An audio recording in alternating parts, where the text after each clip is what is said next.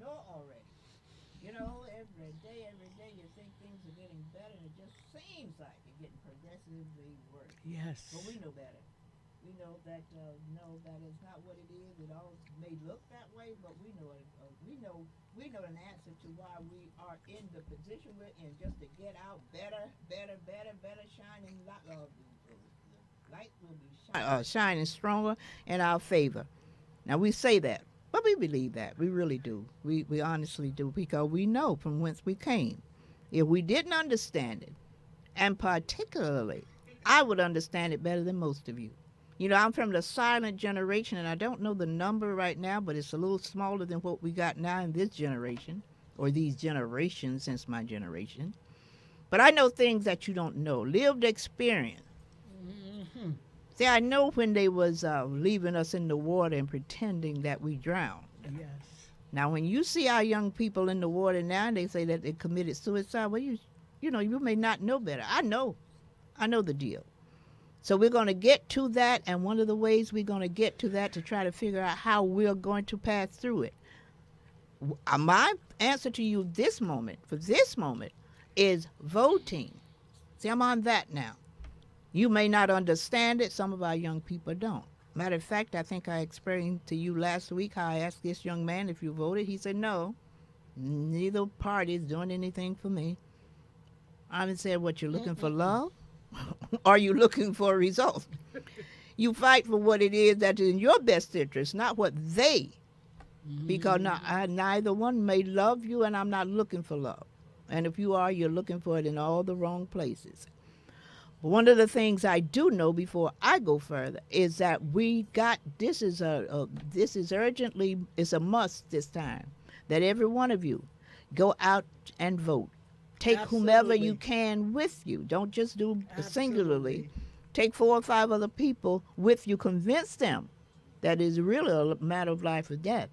Because if we allow Trump to remain in office, or allow his henchmen, those that are in Congress and Senate, wherever, that just abiding to his will, we are lost.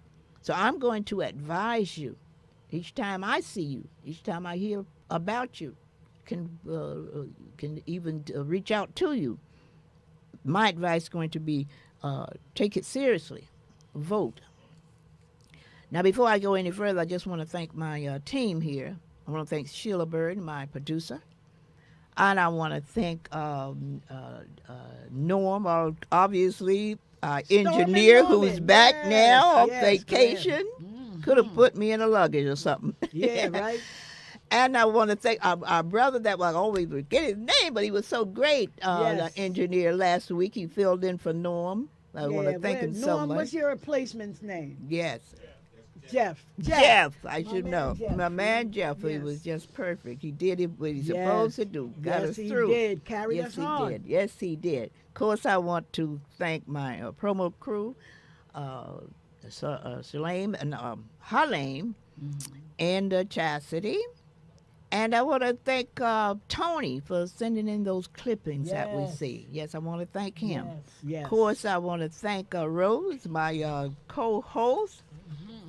my partner here. Yep. And we're just going to go forward with what thus said the Lord. Because that's what we depend on, that's who we depend on. We know He will see us through. But as I referenced before, there are other things that we need to get involved with. Hmm. I'm always quoting my dear deceased ancestor, Brother Joe Madison, who said, what you going to do about it? Hmm. Because we can talk about it as much as we want, and if we're Yes. not to do something about it, that's Yes. just talking. Yes. So what I've planned to do about it, what I have coming to you, are three things that I want you to keep an eye out for, look out for, help me promote, whatever, because it's going to be the answer to some of the problems that we have. And when I say problem, I'll use it definitively. Our injury. I was Rose. I was in church Sunday. I wasn't in church. I did Zoom. But the pastor had a powerful message. You Yes, know, he he's did. always powerful. Yes, he did. That Reverend Quick, I tell you, he's on the case. He's a very Yes, Afrocentric yes, young he man, young is. minister, And definitely forward-minded. very forward-minded, and he Mhm. brings it. And Yes, as he he said, does. if the churches are not bringing the reality of our Yes. situation, Yes, that's then true. they're not doing what thus said the Bible. The Bible Right. speaks of it. Right. So I was very pleased with a clipping that he brought forth last Sunday. But it showed something else. It was the reality of what happened to us, but it sort of supported the message I'm trying to get through, and it's not coming through as I may want it, but it will. Come eventually. But it would just reminded me of the message he brought for Sunday. Absolutely. He had these Absolutely. two authors on, Mhm. the psychiatrist, Coe the and Greer. Coe and Greer, Yeah. and the book is Black Rage. Right. And they contend that black folks all over the country are enraged. Right. If you've gone through slavery and thereby of the aftermath of it, you have to be enraged. Well, there was these authors talking with this commentator, and I thought it was Mike Wallace, but I'm not sure it was. It's a Channel 4 commentator. Back in about what was it, 1956 or 19? When was it? Well, back there when they wrote the book Black Rage. Oh, I don't remember the, I don't the time. recall of the book. time. No. But anyway, they were on his show and he was asking questions, and they was going through the whole list of what the slavery, enslavement, and this Ma'afa, as we refer to it now, have done to us, the damage that it has done. Yes. And they went on and on about how the damage was done to us. And he asked a question. And when he asked the question, I said, wow, it would have been the question I asked. Or he made a statement. He didn't really ask the question. He made the statement that you have put out what has been done, but now hasn't been nothing done to treat it. So what, Right. you know. And when he said that, one of the young men said, well, I would not agree that it's not been anything to treat it. We have written books and we've run. But that's what I was asked, the same thing as the white man. I'm not saying what the information that's not out there. I'm talking about what is being done to treat the injury. Right. Because, see, that's how I see what we went through. And I think not just me seeing this, not my interpretation. It has been established that slavery produced the injury. It was not just the crime, Right. but it was a serious injury ongoing. that's ongoing. Yes. Now, if that is the case, and it is the case, Yes. then how can we not say we need something or someone, an institution type of treatment for what ails us? So I think that is what the white man was asking. Well, if you have this information, what about the treatment? Right. You know? Right. And they obviously assumed that what they were doing, well, I won't even imagine they assumed. These was educated, very well heeled young men who had written the book. So obviously they knew. But they may not have conceptualized it. That's the thing that I want to make people understand, my villagers. What I'm bringing to you is just like on the surface of what should be conceptualized. Because we all know that we went through what we went through. Matter of fact, the United Nations just declared what I've been preaching here for 2.5 years, that what transatlantic slavery was the worst atrocity ever. Not one of the worst, but the worst. If that is the case, and it is the case, then there should be something we're doing about it other than just diagnosing and reporting. You know, and we have a lot of that. There's a book called Post-Traumatic Slave Syndrome by Dr. Jordy Gra, I often reference. It's a great book, talk about our ills, what that post-traumatic, or what that slavery did to us. Right, and how it plays out in our lives today. All of Today. these generations later. Exactly. And with that in mind, I make the analogy that if we were talking about any kind of other injury, for instance, cancer, stage 4 cancer, if you were talking about a heart attack, if you were talking about a virus or something, you would talk about it. But if we were just in conversation talking about it, that's one thing. But if I got it, we're going to need more than talking about. We need Absolutely. yeah. So that's the same as We need treatment. Exactly. Need the treatment for it. So until we come to the conclusion, and I say we, I don't mean this amateur looking for expert. I mean the experts I'm looking for. Until they come to the conclusion that we're going to need something as serious as what the oncologists go out to every day and try to study and try to get treatments for our ill. Stand up. Yeah, just going to have to do that deliberately and extensively. Yes. You know, but it's going to come. But I think until we come to that kind of conclusion, it's just going to be, we're going to continue to point fingers at each other and say, why aren't you doing this? Why aren't you doing that? See, I've always been a curious person. I wonder then if these things are happening. I said that to someone the other day.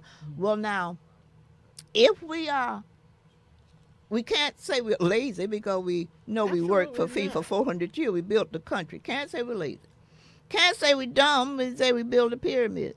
We invented everything. Can't say we invented everything. You know, so we can't say some of those negative things, and because you're contradicting the truth. You're contradicting history. So there's something as serious as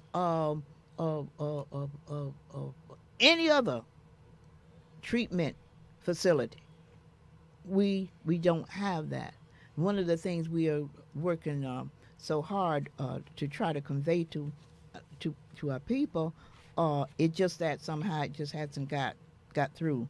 Now, for myself, I'm trying to say, my dear brother Joe Madison always said, what you going to do about it? And he liked to bring it where the goats can get it, he said. So I'm bringing it where the goats can get it.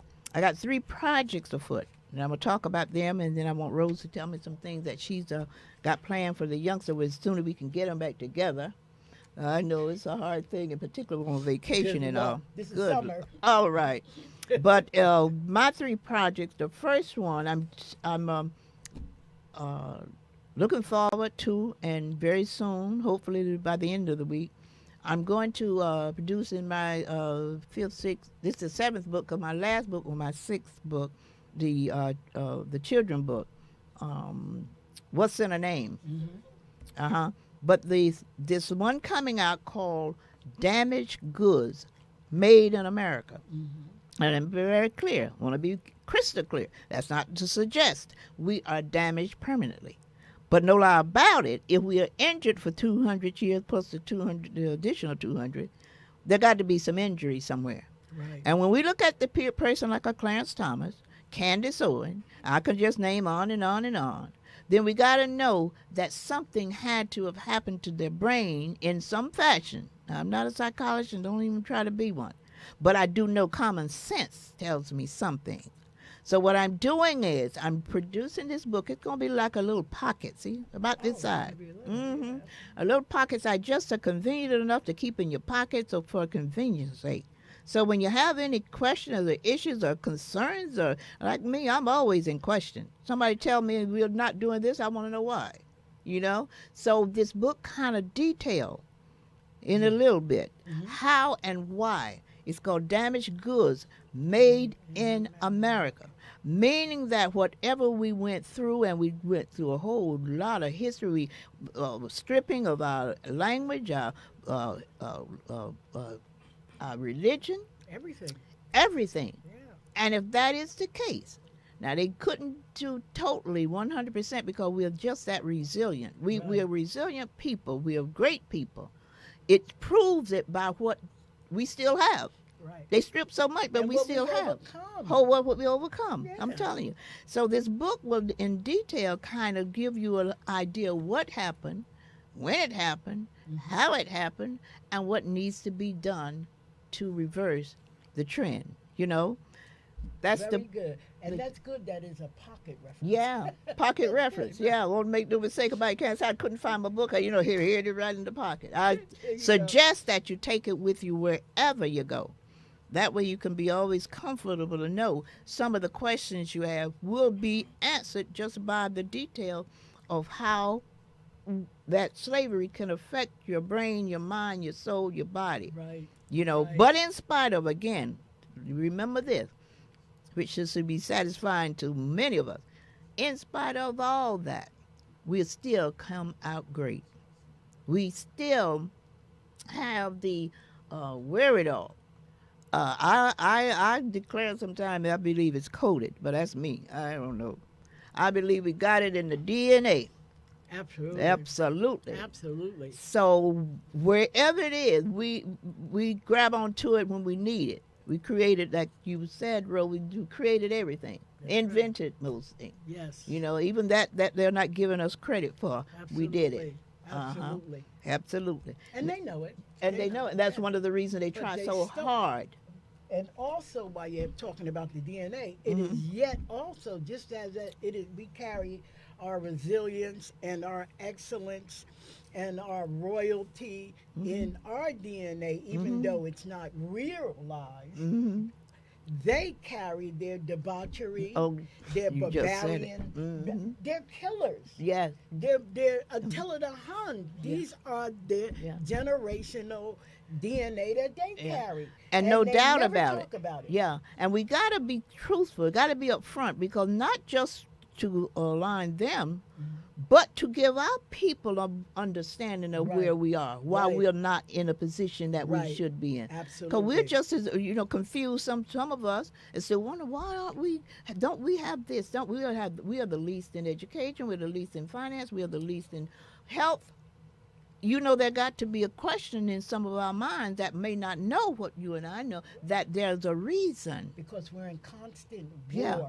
Constant war. We live in Black constant rage, as the book said. rage, Mhm. and the environment that Yeah. we're in Exactly. that was on the outside was war. We're always in war, trying to live, trying to survive, Yeah. trying to defend, Right. trying to keep our minds the little bit of sanity, keep it sane, because Exactly. they bombard us with lies. and Everything, and still doing it. I mean, it didn't let up. And what Trump has done, we were going through a period of where there was a pretense, Yes. that was there was equality. Yeah. He just took the whole thing off and said, no, this is what it is. Right. You pull the covers Yeah, down. pulled the Right. cover off it. Now, the second project I have coming out is, let me just find it here, is my documentary. The documentary is a very important piece as far as I'm concerned, because it kind of gets to the root of my thoughts, or what I've been thinking here. One of is, I had my guest on last week, Rose, as you know. We talked about age, and she has Yes. no problem with telling her age, which is a good thing. She's beautiful. Beautiful. Yes. See, it's just like with racism and sexism, it became a thing. Yes. So they are what we should be saying. Not we're ashamed of age. It's society. What make them define age and malign age in a way that you wouldn't necessarily want to talk about it. Right. Because if you're going to demonize, age has an effect on a lot of different things. Even in the workplace, you may get less, or you may not be promoted. Right. Or there's other things that will Right. limit you. So it's not about being ashamed of age. It's about being of the society that we live in have done such a damage to the whole idea about Right. aging. Right. Right. So it becomes ageism, And so that's my documentary. The first part of it is explaining the importance of particularly, I'm talking about African American elders now. Mm-hmm. Unlike even other elders. Other elders sort of walk through life sort of organically. They're sort of, with all their defects. But we have been so interrupted. We have been so disrupted. We have been so set upon that we elders come with greatness in terms of wisdom, lived experience, understanding historical knowledge, that our young people don't have yet.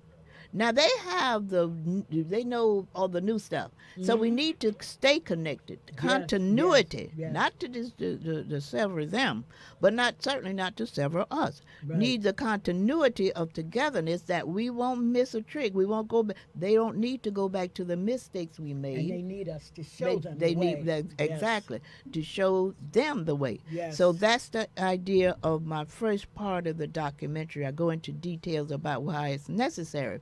that we keep our elders within the realm, the rank of what we are trying to do, and that is to overcome. Right. That overcome. In order to overcome, you're going to have to know something that you don't Right. know right now. That's right. You know, and then the second part of my documentary is to introduce the idea that we need a new set of vocabulary. We need not just to dismiss the vocabulary, but a complementary lexicon that will better explain our lived experience. Because what one word means to one group certainly does not mean it to us. We're different than any other group in the world. We're separate because we were done separately. So there are words that we may say, I use the first word, hate.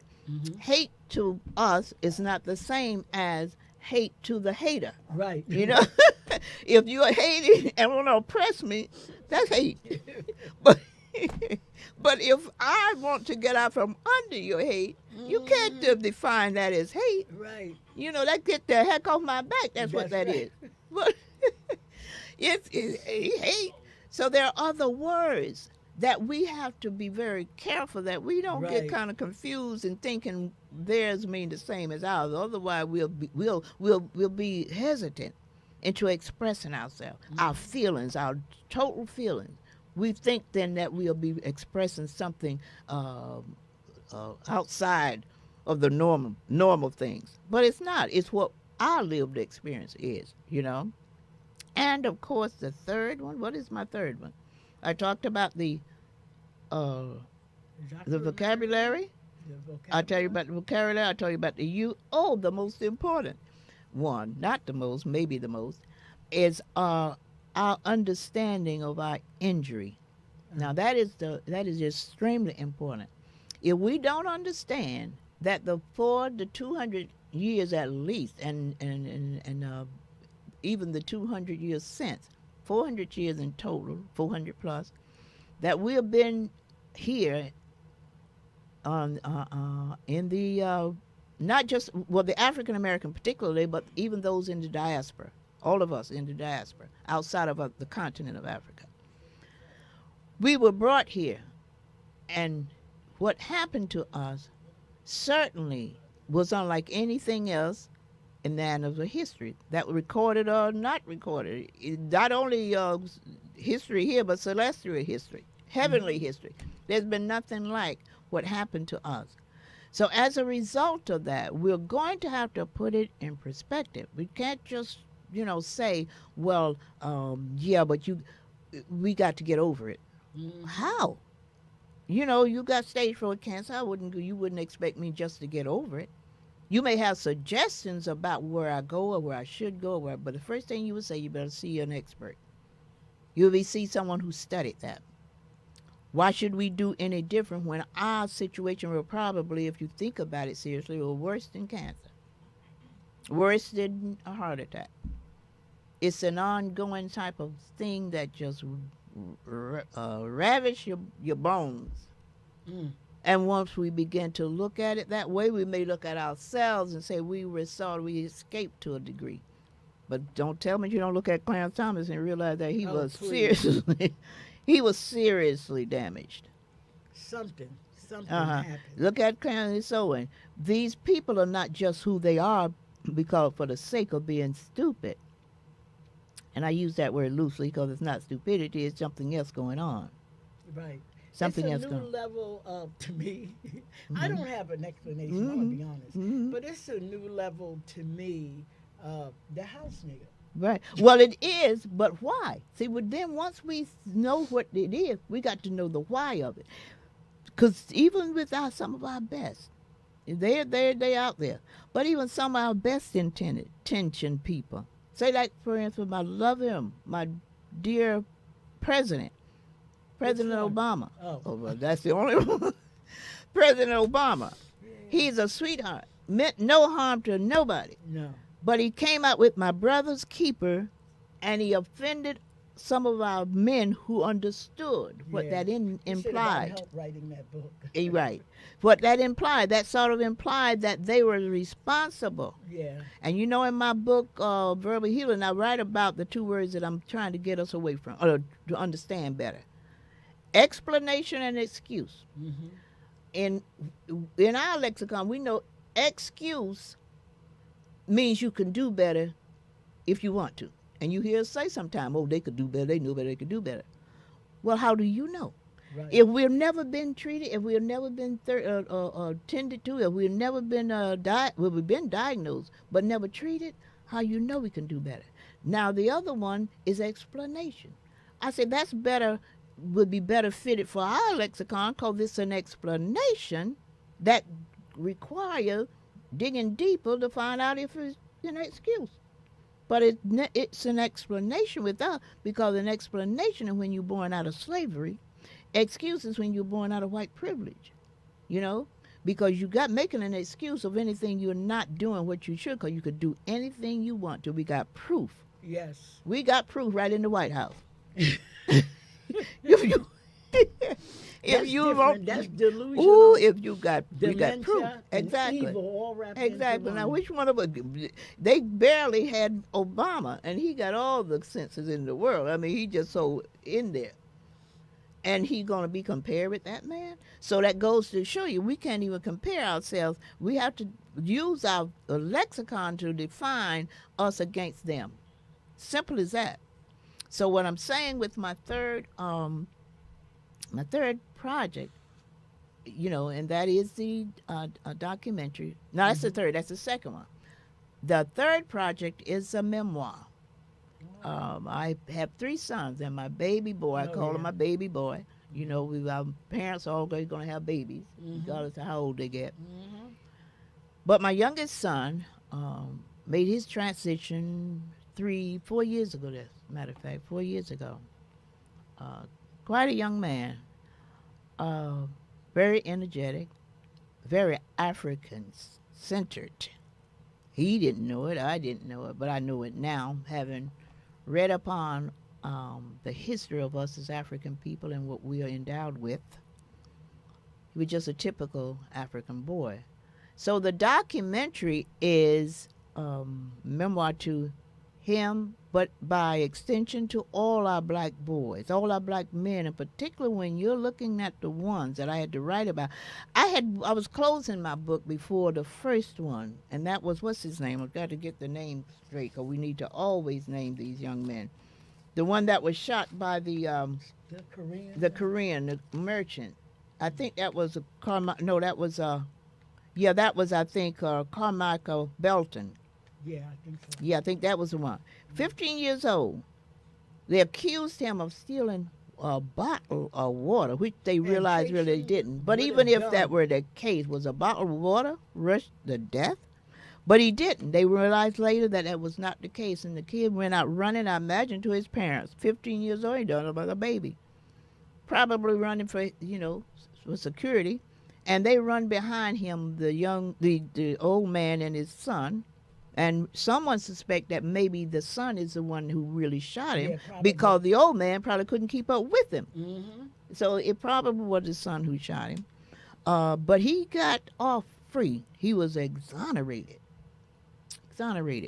by, I think it was an all-white jury. If it were not, it was no black in there. May have been other kind. But he was exonerated. I was closing up my book, my memoir. And before I could close it, that next week, Carmela Anthony was sentenced to 35 years in prison for self-defense, so I hear.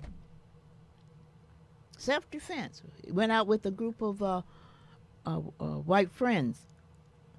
And I'm going to say this, Ma Ruby going to say this explicitly and plainly. Don't care how you take it. I've always admonished our people. I think it was cute and a big thing to have to be in the midst. You be the only one in the midst of all white folk. That just ain't cool. Now you're beginning to realize maybe better now. Right. That don't mean you cannot associate, but you better be clear that you cannot be alone. Talking about going out with these folks, especially socializing. of And all not only places. Mississippi, up there in upstate New York, you know, where the kid that was Yeah, years but ago. Mississippi Uh-huh. has the most, They have the record, but I'm the saying longest don't be record. fooled. There is no place in this America Right, that you are comfortable right, with being the only one amongst all white right, folks. right. That is just what it is. Even in this state, I understand there is a what you call that, a sundown law, Hmm. and I was shocked to hear that. I know about the sundown laws in the South, but they say even in New Jersey that there's a place after sundown you better not be caught.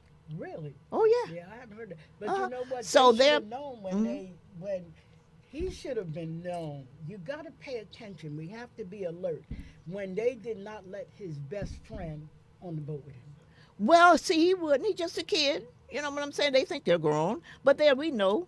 African village know our kids. We know he's just a kid. He was trustful of his friends. Right. He would never have thought if I had Because he gone don't to think him. like that. They doesn't think that Yeah. yet. Because if I had gone to him, I know for a fact. I know when you talk to our people, sometimes they look at it as hate too. They'll say, Right. "Oh no, you just hate." Right, because they don't They get don't it. understand. They don't get it. They don't get it. Yeah. So I'm saying, even if his someone will have suggested to him, don't go out alone. He probably said, "I know those are my friends." Right, known him for years. Yeah, known him for years, and he innocently went out on that boat with them.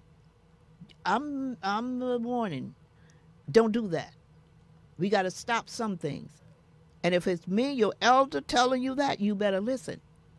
And that's not to suggest you don't have friends of other races, but as understanding that this country, this society, is 100% against African people. Mm-hmm. And while I'm on that, I want to remind you of the killings of these immigrants.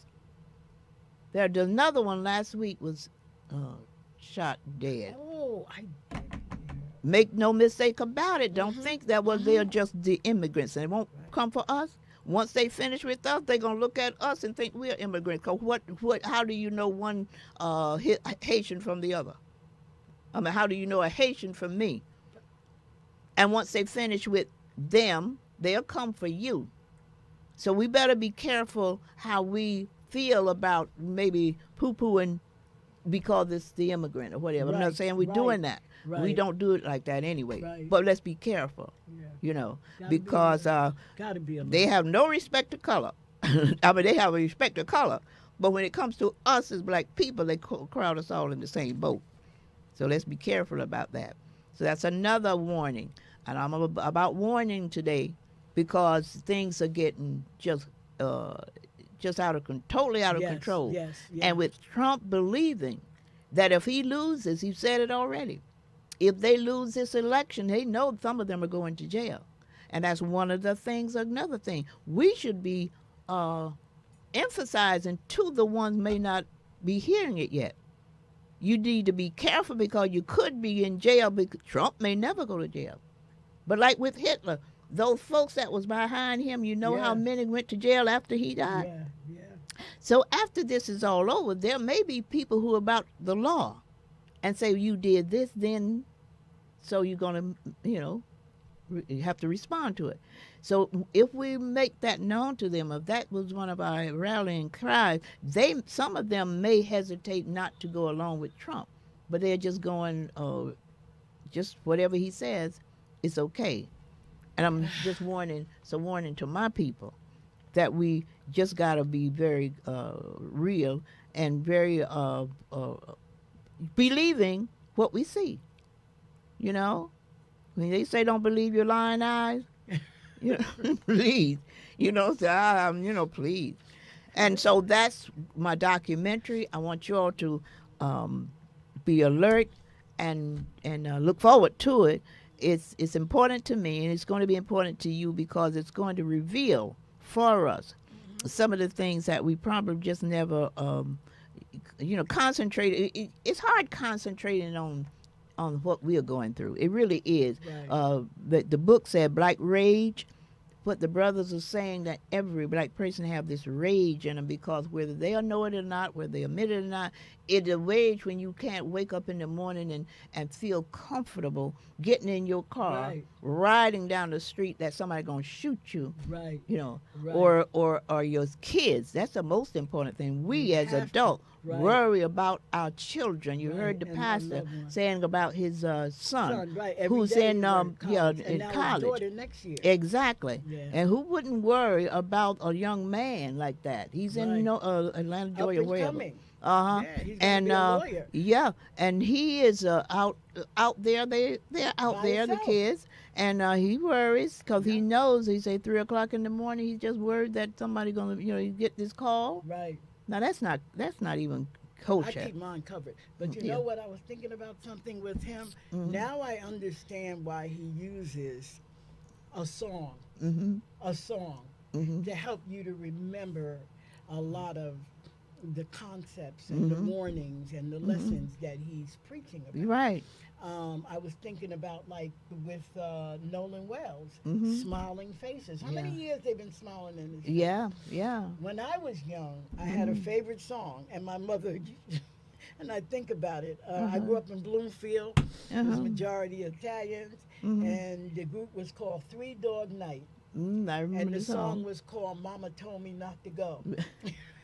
I never forget that song Mhm. because we get ourselves into things Mm-hmm. innocently, Mm-hmm. and then we have to reap the consequences. Mm-hmm. So we have to be careful of what energy draws us. Mm-hmm. It was the weekend. He was getting ready to go to college. Yeah. It was his so-called The boy. normal. It's a normal way of thinking for a Right. young And person. he You got know what I'm caught up saying? in that And we energy. expect them to know things. We expect them to cure themselves. Not know things. I mean, you stop using that. We expect them to cure themselves because that's what that's all about. You got to be cured from things that you have been purposely taught, yeah, drawn to. yeah. Uh-huh. And with us, we are so anxious to get out from under the chain and the stuff that we've been, and that's normal. That is Right, normal. right. So me being from a silent generation, I can kind of understand it from a different perspective because I know the deal. Right. These young people don't Yeah, they really know. Yeah, they didn't have the experience. They have not had the experience, so they don't have the understanding of what it is to be black in America. I know full well. And so with knowing that, I may resist certain things, resist certain areas to be in, but they just go nonchalant, because they really don't know. They trusting. Right. They're trusting now Right. when my mom used to say no live thing to trust, but I won't say that, no live thing to trust, but I will say you have to be on guard. You have to be on guard. Be aware of what time period you're living in Yes. and where you're living in Exactly. the United States. Exactly. And who these people are. I Right. don't care how nice they are to you. I don't care how nice. Some of them are bitten by the same kind of thing that we are because they be pointed at when they are out with their black friends Right. and stuff like That's that. right. Yeah. That's right. So you have to be careful with that too. And talking about that was in Mississippi, but getting back to New Jersey. See, New Jersey was one of the last states. Yeah. It was one of the states that had For the the slavery slaves, and was yeah. the last one to let 'em go. go. Mhm. So many areas of New Jersey is not cool for Yeah. a black folk. So we have to just understand those things, how hard it is to want to believe. We have to know it and respect the reality of things. And though that is the reality, but I feel so bad. And getting back to my memoir, I did close it up Mhm. in spite of, because I said, well, I can't, every you'll keep it week open keep it forever. open forever.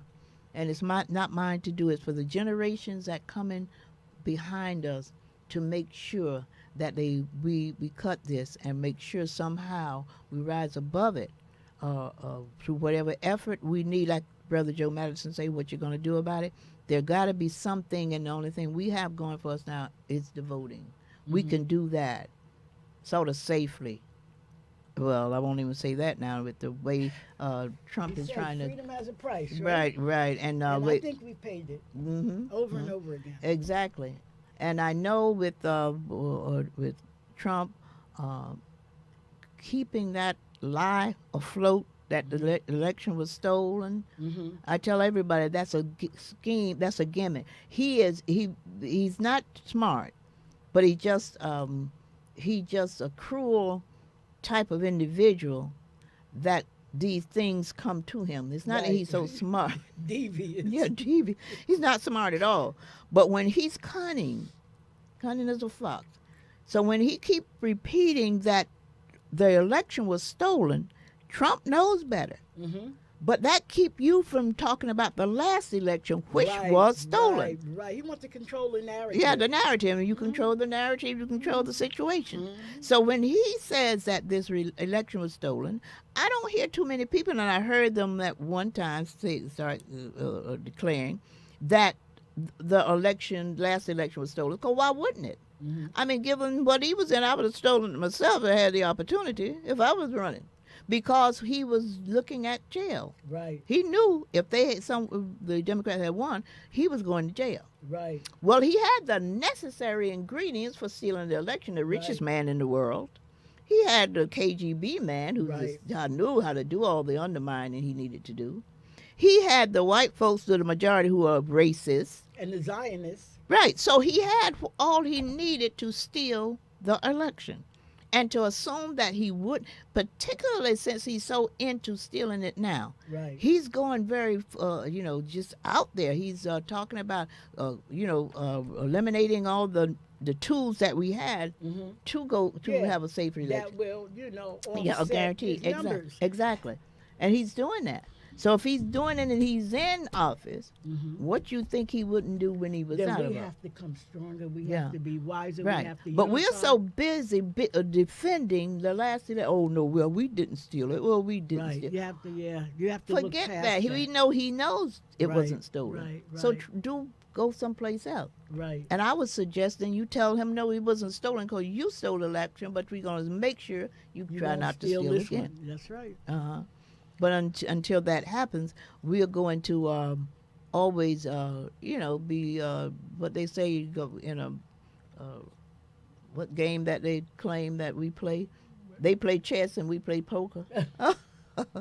So, Rose, now getting back, I want so bad to bring the children back on, and we're going to. It's just that it's kind of a bad time right now in the summertime, and they are into all kinds of other things. I put myself in their place. Yeah, right. But the young lady came to me asking.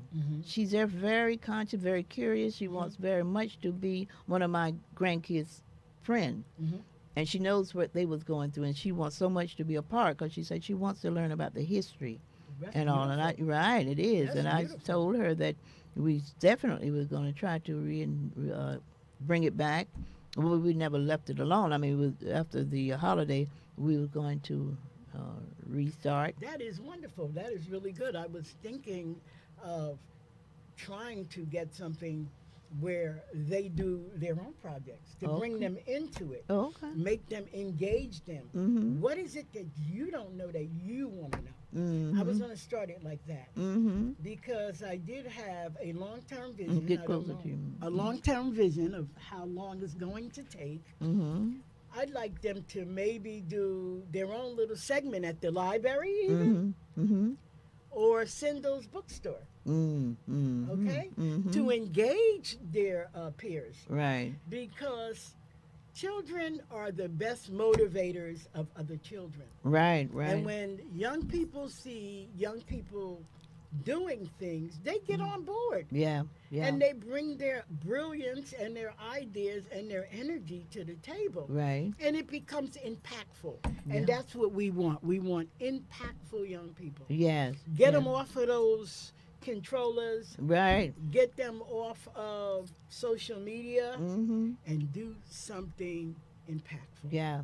Yeah, because those are some those entities are just not there's good to them and negative to an extent. Tools, But for young people that age, they're just not good. They're just not good to because say it's on messing 24. with their mind. Exactly, And they not don't allowing their understand mind to that. mature. Right. Normally, it's just all kind of crazy stuff going in between.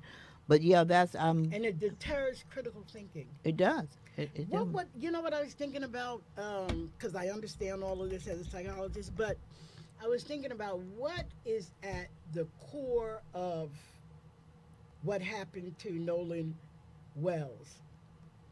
His phone. In Think terms, about it. His phone was at the core.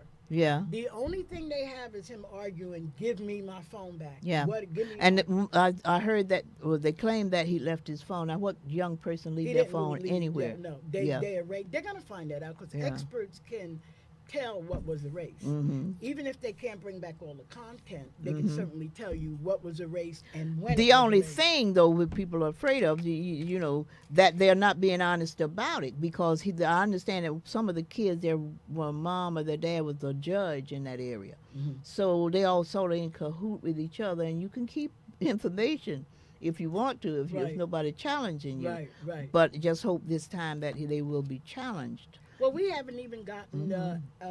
the independent autopsy that Colin Kaepernick paid for. Right. You know, right. we haven't even gotten that yet. Mhm. So there's a reason why those things are being. That's what I'm withheld. saying. So it's not so cut and dry that, okay, we're going to get the information and we're going to know something. They don't allow the legal system to work for us. Right. You know, so that's They'll what try we to have cut to it off. cut it Right. off for us. You know, if things was right, then we would. You know, because I understand that some of the young people on that boat wanted to talk. Mhm. That's what I understand. Yeah. But see, they all was cut off. They all Right. got they're all lawyered up now. Right, right. But it's Uh-huh. going to come out. My Oh, mom mhm. used to say, Mhm. where there's a will, there's a way. Mm-hmm. It will come out. The only thing that I'm concerned about with that is we know the history of us, Right. and we know there's so many things didn't come out. We Right. know that Emmett Till Right. didn't come out. The lady Right. was still alive. She Right. passed, I think, a couple of years Yeah, ago. But she recently. lived Yeah, to, not you too know, long ago. not Yeah. too long ago.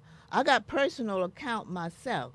I'm a Floridian. Mhm. And when I came up in 50, was it 59? Yeah, 59 came up.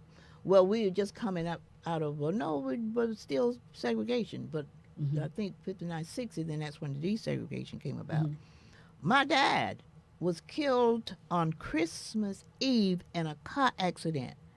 My family, very close-knit. My dad was just the most loving person. But he did turpentine. My other relatives are a little bit more upscale. They had farms. Mhm. So my dad was not always able to get his 11 kids. I come from 11 siblings. But he was not he was not endowed with the kind of cash that maybe my uncle and those were. Absolutely. So he's not always able to get us gifts, what we Mhm. call presents at that time, Mhm. for Christmas or a holiday. This particular Christmas Eve, my dad had got a hold of some money. I think he had gone with my uncle who sold vegetables on the street. Mhm. So in his truck, he was always have a bunch of greens and cracklings and potatoes or whatever else there was out there, watermelons. So my dad, for wherever he got it, I think they went to the market and he sold whatever he had picked that day, got some money in his pocket. So then he was going to get us gifts, which we always had them because my uncle would make sure. He would always be determined that every kid in that church would have gifts, so he would maybe put a group of fruits together Right. in a little bag like a Right. gift bag. But this time my dad must have got a hold of some money, so he had my uncle who had the truck to take us to the store. Mhm. We were on our way to the store, me. My sister Rose was the baby at the time, so she was in the cab of the truck Mhm, along with my mhm. mom and my dad. Mhm. My brother John, and Floyd was in the back of the truck, along with the cracklings, the collard greens, all that other stuff that was in the truck. And we had gone onto a roadway. We was coming from a dirt road onto the highway. And when my uncle went onto the highway, we looked up and we saw this car coming without lights. And that car, whatever else that flew out. But my dad and my mom and my sister Rose was in front with Uncle Jerry's. And my dad was killed from that accident. Or they say, I still don't believe he may not have died then. Because what happened, it was segregation. And when they brought the ambulance, Mhm. they took the two white guys who had not gotten hurt. Oh, wow. They took them to the hospital, and because it was segregated, we couldn't go with them. So they took them to Gainesville. Now, we're in Lake Butler, about 30 miles away.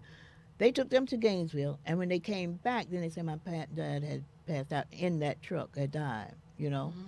My mom was hurt. My sister Rose knees, as you can still see the scars now. We all kids out there thrown out like the rest of the Oh, vegetables. that's so hurtful. Yeah. Oh. So when what happened with the two drunken white men, my brother and sister were up here in the north. They came down. When they came down, they wanted to press charges, but my uncle said, no, I live here. And I know, and he was right. He lived here. He said, if I cause any problem, I know what's going to happen. But so my brother and sister, they didn't press charges, but because of the accident, they went to court anyway somehow. Mm-hmm. But when they went to court, the judge exonerated these two white men. And they passed, we were sitting there on the seat in the second row, if I remember that well, courthouse. They came past us and laughed. And laughed.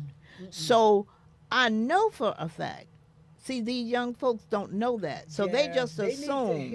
And not only the young folks, some of our older people assuming that this man's gonna get just, Wells gonna get done. That was in 56. And nothing changes. Nothing changed. No. And it's just reverting back to what it was. So when you say about the justice will be done, no, justice will not necessarily be done, because since that time there was the Emmett Till. I was up here then. I was a grown person. That was then, and this is then, and this is now. But there's in a circle. So we got to understand, and once we understand that clearly, we're going to work from another position. Got to. Yeah. Got to. Yeah, but that is a story, and there are millions of other stories from people who have lived it. Of course, from people who have So when I lived say I have lived experiences, and I have historical experience, I know the history. Read the history. People even worse off than me. I know of, I heard about incidents where young folks used to come from, not young folks, people, period, particularly black men, come from the south, north, and they wouldn't get north because they found them in the Chattanooga River. All those places that are well known to us. Right. Just listen, you know what? Just looking at a lot of the historical movies like Thorogood, Marshall, the movie. Right. I think Chad Boseman played him. He's a man that was a lawyer before testified before the Supreme Court, and these white hoods wanted to beat him up. Oh yeah. They did attack him. Yeah. But the bartender had a shotgun, so he was able to ward them off. But they have no regards for nothing. Nothing at all. No respect for human life, authority, anything. So that's why I said they know that their time is closing fast. Yeah, and they're running scared. And they are our people. The unfortunate thing, don't understand always the history, so they just so innocently naive, trusting that they'll get themselves involved in a situation like the young man. And I won't even say he got himself involved, because why would he know? He's just a baby. I call them babies. That's what they are. They may think but they're innocently going along trying to do what they feel right for them at the time. Right. But it's up to us grown-ups and up to us elders particularly that going to transfer this information somewhere to somebody so we can say, no, that's not even kosher. That's not right. That's not good. That's not safe. Right. Without sounding an alarm, we got to sound an alarm. We have to. Bottom line, because otherwise we're going to lose some more of our kids. What I am, though, planning to do, next week, I'm going to close out my memoir. In spite of, don't want to hear any more about young black boys, about black men, being assassinated, because that's what it is. And close out the memoir. The memoir is to our black boys to at least assure them that there are folks who's watching out, who's looking at, who's trying to make some sense out of by educating them. I always say that our people need to know their history. Right. And once you know your history, you can't be fooled behind thinking Mm-hmm. that everything is everything. Now, I want to see before we leave here, I want to see my villagers. Norm, could we bring them up a little bit so I can? Okay, let me see. Okay, look at that. Justice for Nolan Wells. I'm sorry I missed you for the, Yes. what's that, past 2 weeks. Okay, Lloyd Sharp is going to, Laverne Hamilton, what she said, I just want to say if you love an elder, you have an elder, you can record your history. These stories are facts and are important to your Yes, own. Now, yes. that's beautiful. 103 mutual friends. Oh, no, something happened. Where are my folks?